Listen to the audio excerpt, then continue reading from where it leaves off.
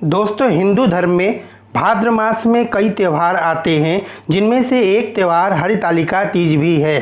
दोस्तों, हरितालिका तीज की सबसे खास बात यह है कि हरितालिका तीज का व्रत जब एक बार शुरू किया जाता है तो उसे बीच में नहीं छोड़ा जाता है। इसलिए इस व्रत को शुरू करने से पहले अच्छी तरह से सोच समझ लेना चाहिए। दोस्तों, इस व्रत को महिलाएं अखंड सौभाग्यवती और सुखी दाम्पत्य जीवन के लिए रखती हैं। इस व्रत को सभी व्रतों में सबसे ज़्यादा कठिन व्रत माना जाता है, क्योंकि यह व्रत निर्जला रखा जाता है। कहने का मतलब बिल्कुल पानी नहीं पिया जाता है। दोस्तों, बहुत से लोगों के मन में तरह तरह के प्रश्न उठते हैं कि क्या कुंवारी कन्याओं को यह व्रत करना चाहिए कि नहीं करना चाहिए। इसकी पूरी जानकारी हम आपको इस वीडियो में देंगे। इससे पहले कि यदि आपने हमारे इस चैनल को अभी तक सब्सक्राइब नहीं किए हैं तो तुरंत सब्सक्राइब कर लीजिए और बगल में मौजूद घंटी को भी ज़रूर क्लिक करिए ताकि हमारे सभी वीडियो आप तक सीधे पहुंच सकें। हाँ, तो दोस्तों, हम बात कर रहे थे कि कुंवारी कन्याओं को क्या यह व्रत करना चाहिए कि नहीं करना चाहिए। दोस्तों, ज़रा सोचिए कि माता पार्वती जी ने भी शिव जी को पाने के लिए कुंवारी अवस्था में ही निर्जला व्रत किया था। इसीलिए कुंवारी कन्याएं भी इस व्रत को सुयोग्य वर पाने के लिए रखती हैं। दोस्तों, हरितालिका तीज व्रत को करने के लिए विवाहित महिलाओं को उनके मायके से श्रृंगार का सामान, मिठाई, फल और कपड़े भेजे जाते हैं। दोस्तों, हरितालिका तीज व्रत प्रत्येक वर्ष भाद्र मास की शुक्ल पक्ष की तृतीया तिथि को मनाया जाता है। दोस्तों, पंचांग के अनुसार इस वर्ष भाद्र मास की शुक्ल पक्ष की तृतीया तिथि का प्रारंभ 8 सितंबर दिन बुधवार को रात्रि 2:33 से शुरू होगा और यह तिथि 9 सितंबर की रात्रि 12:18 पर समाप्त होगी। और ऐसी स्थिति में यह व्रत उदया तिथि में 9 सितंबर को रखा जाएगा। कहने का मतलब ये है कि हरितालिका तीज का व्रत 9 सितंबर को रखा जाएगा। दोस्तों, अगर हम बात करें कि शुभ मुहूर्त की, तो इस बार इस तीज का 2 शुभ मुहूर्त बन रहा है।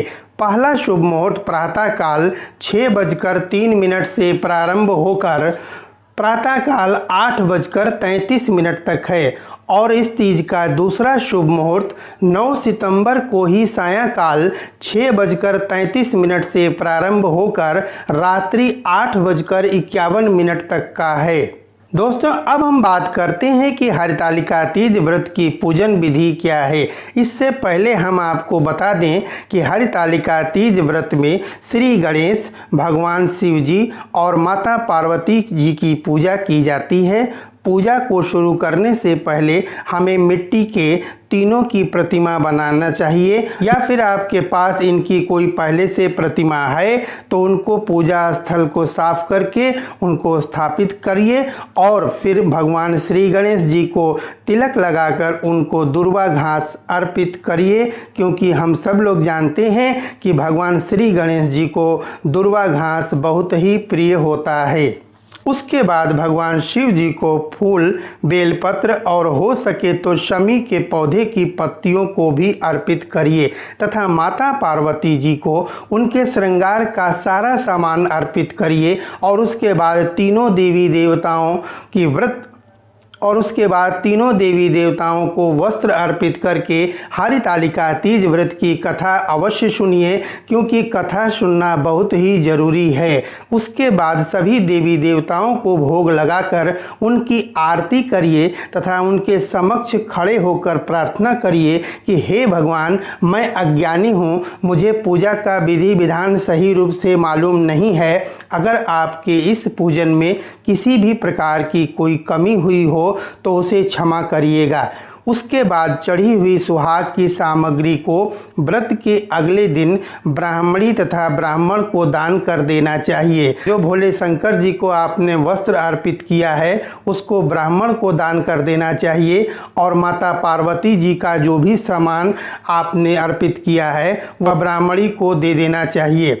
व्रत के अगले दिन सुबह माता पार्वती जी को सिंदूर चढ़ाकर हो सके तो ककड़ी हलवे का भोग लगाकर व्रत खोलना चाहिए। दोस्तों, यदि आपको यह वीडियो अच्छी लगी लगी हो तो अधिक से अधिक शेयर करिए और लाइक करिए। तो दोस्तों फिर मिलते हैं एक नए वीडियो के साथ, तब तक के लिए नमस्कार।